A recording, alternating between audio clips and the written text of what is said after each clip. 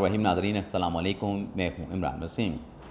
नाज़रीन, जैसा कि आप जानते हैं कि आज सुप्रीम कोर्ट में 12 जुलाई का जो मखसूस नशिस्तों का फ़ैसला है, उस फ़ैसले के ख़िलाफ़ दायर की गई नज़रसानी की दरख्वास्तों पर पहली बाज़ाब्ता समाअत हुई है। और आज की समाअत में नज़रसानी पर जो मुतासरा अरकान असम्बली के वकील हैं मखदूम अली ख़ान, उन्होंने ना सिर्फ मेरिट पे दलाइल दिए हैं बल्कि 12 जुलाई का जो फ़ैसला है उस फ़ैसले में नक्स क्या हैं उनकी निशानदेही भी की है। मखदूम अली ख़ान जब दलाइल दे रहे थे तो जज साहबान की तरफ से रिमार्क्स भी दिए गए, जज साहबान की तरफ से सवालात भी पूछे गए। उनका मखदूम अली ख़ान ने जवाब क्या दिया, कमरा अदालत का माहौल क्या था। और आप जानते हैं कि आज की अदालती कार्रवाई लाइव ब्रॉडकास्ट हुई है, लाइव स्ट्रीम आज की अदालती कार्रवाई को किया गया है। तो इस अदालती कार्रवाई का जो अहवाल है उसको एक एक्सप्लेनर की सूरत में आसान अल्फाज में आपकी खिदमत में हम पेश करने जा रहे हैं। लेकिन प्रोग्राम का आगाज़ करने से पहले आपसे दरख्वास्त करेंगे कि चैनल को सब्सक्राइब कर लें, बेल आइकॉन का बटन प्रेस करें। वीडियो अगर पसंद आए तो इसे लाइक और शेयर ज़रूर कीजिएगा। आज की पुरसनिंग में नाज़रीन एक तो ये हुआ है कि मखदूम अली ख़ान जो कि उन मुतासरा अरकान असम्बली के लॉयर्स हैं जिन्हें 6 मई के नोटिफिकेशन के ज़रिए 6 मई के हुक्म इम्तना के ज़रिए डी नोटिफाई कर दिया गया था, मुअत्तल कर दिया गया था। और फिर जब 12 जुलाई का फ़ैसला आया तो उन अरकान असम्बली जिन्हें मखसूस नशिस्तें इलेक्शन कमीशन ने अलॉट कर दी थी, जिनका ताल्लुक़ पीपल्स पार्टी से था, जिनका ताल्लुक़ मुस्लिम नवाज़ से था, जिनका ताल्लुक़ मौलाना फजल रहमान की जमात से था, जिनका ताल्लुक़ इस्तेकाम पाकिस्तान पार्टी और दीगर सियासी जमातों के साथ था, उनकी कामयाबी के, उनके मुंतखब होने के जो नोटिफिकेशन थे उनको क्वैश कर दिया गया था, उनको सेटिसाइड कर दिया गया था। तो आज मखदूम अली ख़ान ने जब अपने दलाइल का आगाज़ किया तो मखदूम अली ख़ान ने सबसे पहला जो नुक्ता अदालत के सामने रखा, उन्होंने कहा कि मैं जो गैर मुतनाज़ा हक़ाइक़ हैं सबसे पहले तो मैं वो हक़ाइक़ अदालत के सामने रखूँगा।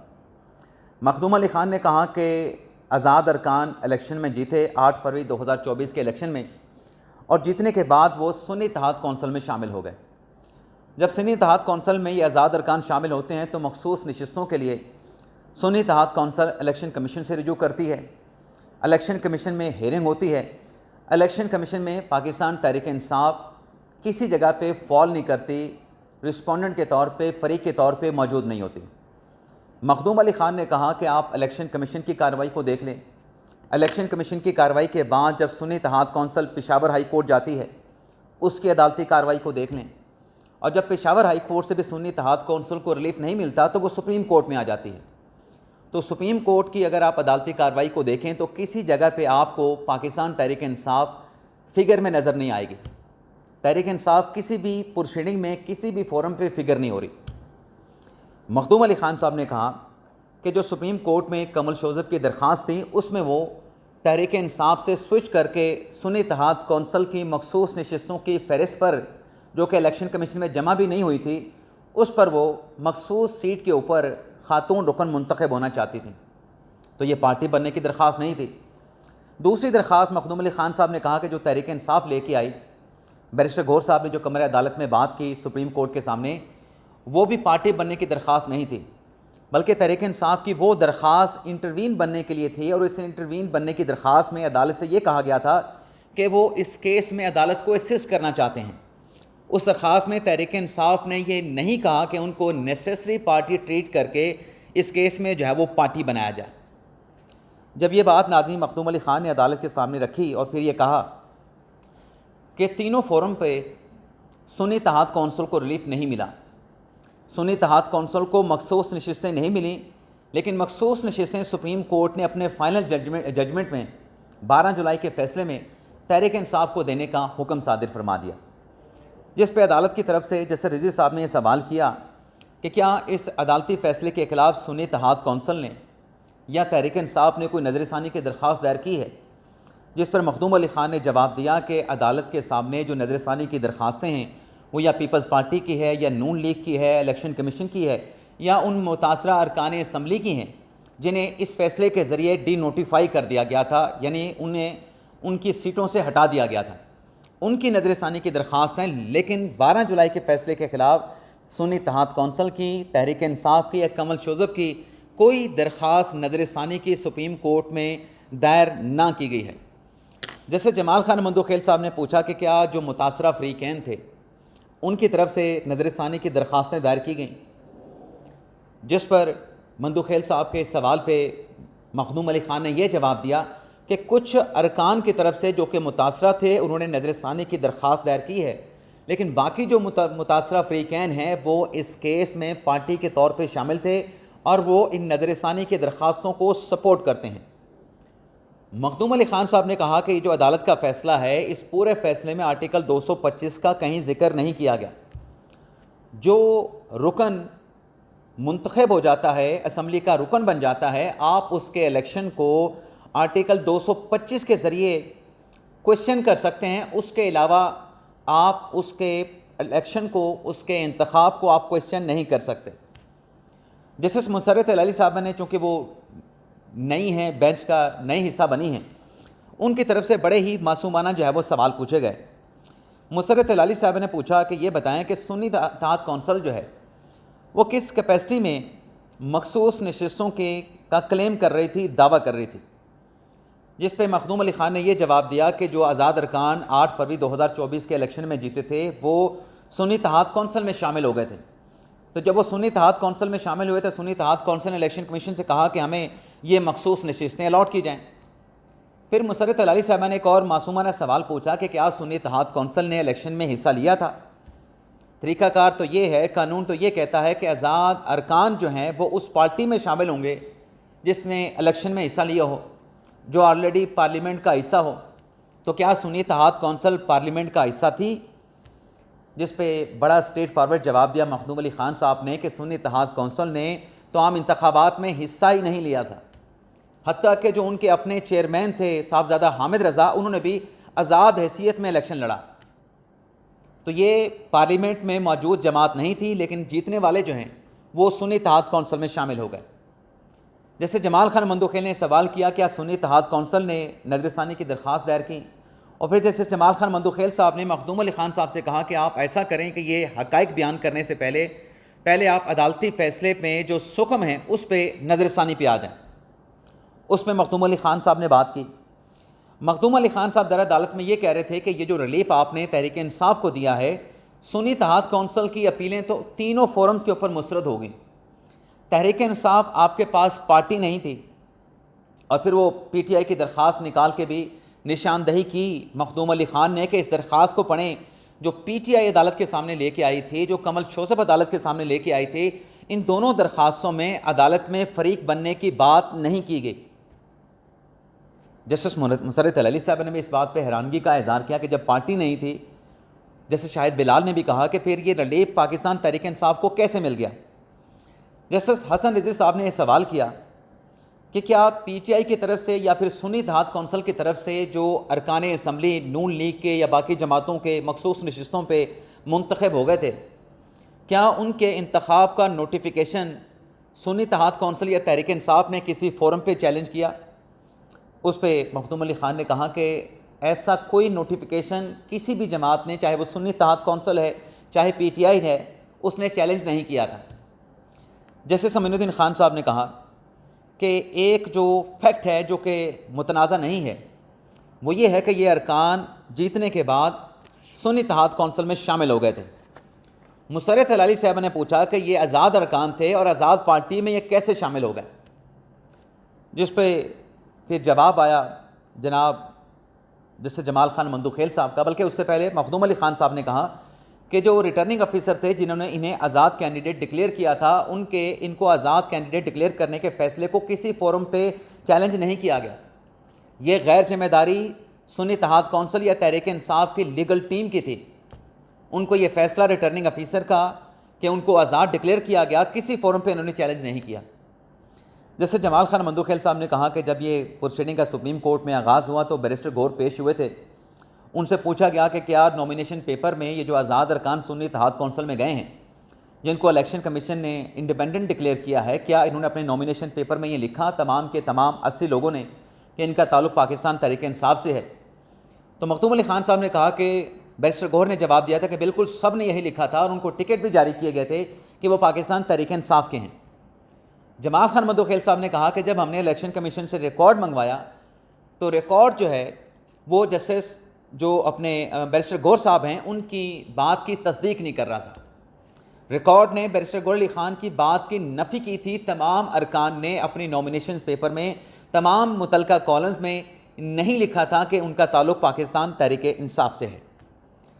महतूम अली ख़ान ने अदालत के सामने एक नुक्ता रखा कि जो 12 जुलाई का फ़ैसला आया था उसमें मौजूदा जो चीफ जस्टिस हैं याहिया अफरीदी साहब, उन्होंने एक नोट लिखा था और उस नोट में ये कहा गया था कि ये जो आज़ाद अरकान हैं, अगर ये इनका ताल्लुक़ पाकिस्तान तहरीक इंसाफ के साथ था तो ये तहरीक इंसाफ से निकल के सुन्नी इत्तेहाद कौंसिल में कैसे शामिल हो गए। इन पर तो फिर आर्टिकल 63A जो डिफेक्शन क्लॉज है उसका इतलाक़ होना चाहिए। लेकिन ओवरऑल मखदूम अली ख़ान साहब ने कहा कि याहिया अफरीदी साहब का नोट ये था, उनका फ़ैसला ये था कि इसके ऊपर जो फ़ैसला है वो इलेक्शन कमीशन को करने दिया जाए।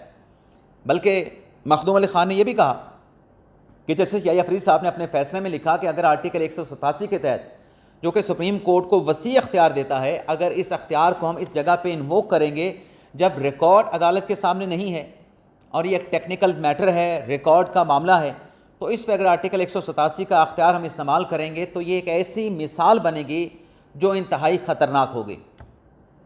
जैसे शाहिद बिलाल साहब ने बड़ा अहम सवाल किया। जैसे शाहिद बिलाल साहब ने कहा कि जो फ़ैसला आप मेजॉरिटी जजमेंट पढ़ रहे हैं इसमें लिखा गया कि तहरीक इंसाफ ने फ़रीक बनने की दरख्वास्त दायर की थी, लेकिन तहरीक इंसाफ की दरख्वास्त को अगर पढ़ें तो उसमें तो PTI ये नहीं कह रही कि वो इस केस में मखसूस नशिस्तों की अदालती कार्रवाई में पार्टी बनना चाहती है। तो ये बात जो फ़ैसले में लिखी गई है ये तो हक़ाइक़ के बरक्स है। और फिर जैसे शाहिद बिलाल ने कहा कि ये ऑब्ज़र्वेशन जो मेजॉरिटी जजमेंट में दी गई है कि तहरीक इंसाफ पार्टी बनने के लिए आई थी, एक तो ये ऑब्ज़र्वेशन दुरुस्त नहीं, ये रिकॉर्ड के मुनाफी है।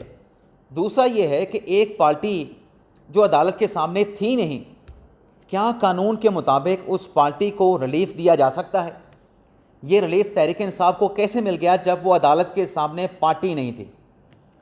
जैसे जमाल खान मंदोखेल साहब ने फिर ये सवाल पूछा मखदूम अली ख़ान से कि आप ये बताएं कि आर्टिकल 184(3) आर्टिकल 185(3) में हमारे अख्तियारात क्या हैं सुप्रीम कोर्ट के, जिस पर मखदूम अली ख़ान ने कहा कि देखें आर्टिकल 185(3) में आपका अख्तियार जो है, चूँकि ये writ petition Peshawar high court में आर्टिकल 99 के तहत दायर की गई थी, तो आर्टिकल 199 जो है वो सुप्रीम कोर्ट के अख्तियारात को भी डिफ़ाइन करता है। फिर जैसे जमाल खान मंदोखेल साहब ने एक और बमशेल गिराया, उन्होंने कहा कि फिर आर्टिकल 187 में सुप्रीम कोर्ट का क्या अख्तियार है।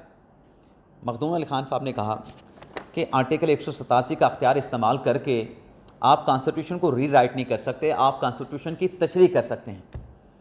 सुप्रीम कोर्ट के 12 जुलाई के फ़ैसले में 15 दिन दिए गए उन अरकान को जो कि ऑलरेडी सुन्नी इत्तेहाद कौंसिल में शामिल हो चुके थे, वहाँ पे अपना एफिडेविट दे चुके थे, उनको सुन्नी इत्तेहाद कौंसिल से निकाल के तहरीक इंसाफ में दोबारा शामिल होने का रास्ता दिया गया और जो कॉन्स्टिट्यूशन में मुद्दत 3 दिन है उसको अदालती फ़ैसले में 15 दिन किया गया। इसकी आइन में कहाँ पे गुंजाइश है? 15 दिन कॉन्स्टिट्यूशन में कहाँ पे लिखा है? आइन में तो 3 दिन की बात की गई है। फिर मखदूम अली ख़ान साहब ने कहा कि 15 दिन का जो मौका दिया गया ये आइन के बरखिलाफ़ भी था, लेकिन आर्टिकल 187 का जो अख्तियार है वो आप पेंडिंग प्रोसीडिंग में इस्तेमाल कर सकता है सुप्रीम कोर्ट। तो पेंडिंग प्रोसीडिंग में तहरीक इंसाफ फिगर नहीं करती, तहरीक इंसाफ पार्टी नहीं थी। मखदूम अली ख़ान ने कहा कि जो सुप्रीम कोर्ट का दायरा अख्तियार है जिसमें सुप्रीम कोर्ट अपने अख्तियार को इस्तेमाल कर सकती है वो आर्टिकल 184(3) है, वो आर्टिकल 185(3) का अख्तियार है सुप्रीम कोर्ट का, वो आर्टिकल 186 का अख्तियार है, आर्टिकल 186(A) का अख्तियार है, आर्टिकल 188 का अख्तियार है। इनमें अदालत अपनी जुरिस्डिक्शन को इस्तेमाल कर सकती है। लेकिन जो आर्टिकल 187 है ये प्रोसीजरल इंस्ट्रूमेंट है कि अदालत के सामने जो लोग मौजूद हैं, अदालत इस अख्तियार को इस्तेमाल करके जो रिलीफ है उसको मोल्ड कर सकती है। जो नेसेसरी पार्टी है जो अदालत के सामने मौजूद है उसको रिलीफ दे सकती है। ये अदालत का जुरिस्डिक्शन नहीं है, ये अदालत का एक इंस्ट्रूमेंट है, प्रोसीजरल इंस्ट्रूमेंट है। अख्तियार आप इस्तेमाल कर सकते हैं 184 में, 185 में, 186 में, 188 में, लेकिन 187 में आप बियॉन्ड नहीं जा सकते कि आप जो है एक ऐसी पार्टी को रिलीफ दें जो आपके सामने मौजूद ही नहीं। और उन्हें एक मिसाल भी पेश की कि अगर एक लैंडलॉर्ड और टेनेंट के दरमियान मामला है तो अदालत लैंडलॉर्ड और टेनेंट से हट के किसी तीसरे फरीक को रिलीफ नहीं दे सकती।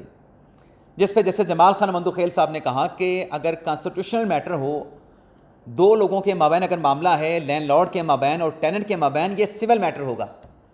लेकिन ये जो मामला है, ये इलेक्शन का मामला था, ये कॉन्स्टिट्यूशन मामला था, तो इस पे अदालत 187 का रिलीफ दे सकती है। जिस पे मखदूम अली ख़ान ने भी दोबारा कहा कि आप कॉन्स्टिट्यूशन की तशरीह कर सकते हैं, लेकिन कॉन्स्टिट्यूशन को रीराइट नहीं कर सकते। जो लोग ऑलरेडी 3 दिन के अंदर एक सियासी जमात में जा चुके हैं, उन्हें बाहर निकलने का रास्ता और रास्ते के लिए भी दूसरी जमात में जाना है, 15 दिन की मोहलत दे दें। ये तो कॉन्स्टिट्यूशन में किसी जगह पे नहीं लिखा।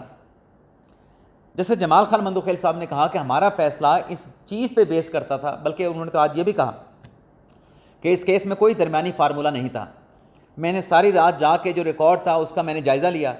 उसमें 14 अरकान जो PTI के थे, जो कि आज़ाद हैसियत में इलेक्शन कमीशन ने डिक्लेयर किया, इलेक्शन लड़ रहे थे, उन्होंने अपने फॉर्म्स में PTI लिखा। और 24 ऐसे थे जिन्होंने किसी जगह पे PTI लिखा, किसी जगह पे PTI नज़रियाती लिखा, किसी जगह पे इंडिपेंडेंट लिखा।